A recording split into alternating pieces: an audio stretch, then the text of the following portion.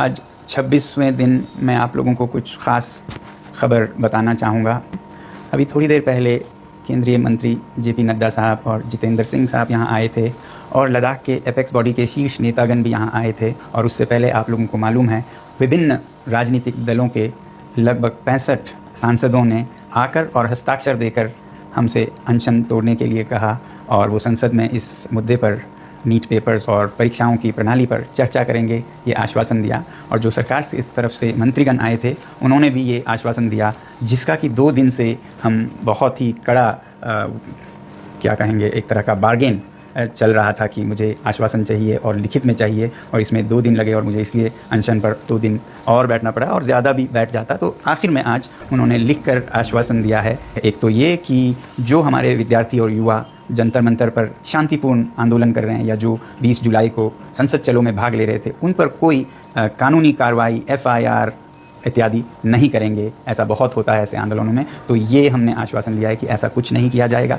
दूसरा ये कि जो पेपर लीक के इस हादसे में मृत हुए बच्चे हैं 20 से भी ज़्यादा, उन सबको उपयुक्त कॉम्पनसेशन दिया जाएगा, मुआवजा दिया जाएगा उनके घरों को।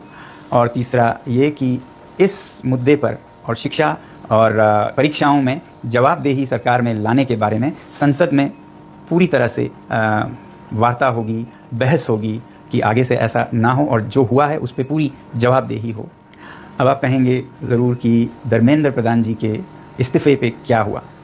पहली बात तो इस बात पे वो अभी मुझे कोई आश्वासन नहीं दे पा रहे थे कि ऐसा कब होगा, और संसद के फर्श पर तो इस पे चर्चा होगी ही।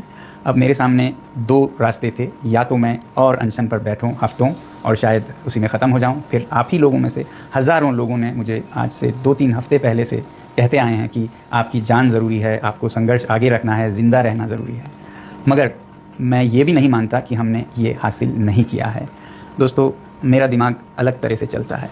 अगर वो ऐसा नहीं करते, इस्तीफ़ा नहीं देते, तो इससे हानि हमें या बच्चों को नहीं होगा, सरकार को खुद होगा। इस छोटे से मुद्दे को न टालकर वो खुद अपनी हानि कर रहे हैं, बल्कि दे देते इस्तीफ़ा तो कब से उनका ये सारा नुकसान रुक जाता। इसलिए मेरे लिए सबसे ज़्यादा ज़रूरी ये बात नहीं थी, इसका तो खुद निपटारा हो जाएगा तमाम तरीक़ों से। ज़्यादा ज़रूरी मेरे लिए था कि हमारे बच्चों पर कोई ऐसे केसेस न लगें। आपको नहीं पता है, मैंने देखा है लद्दाख में कैसे सालों जीवन भर उन्हें FIR के चक्कर में अपने भविष्य को बिगाड़ना पड़ता है। तो इसके साथ मैं आप सबके भी बहुत बहुत धन्यवाद करता हूँ कि आप लोगों ने समर्थन दिया इस आंदोलन का। जय हिंद।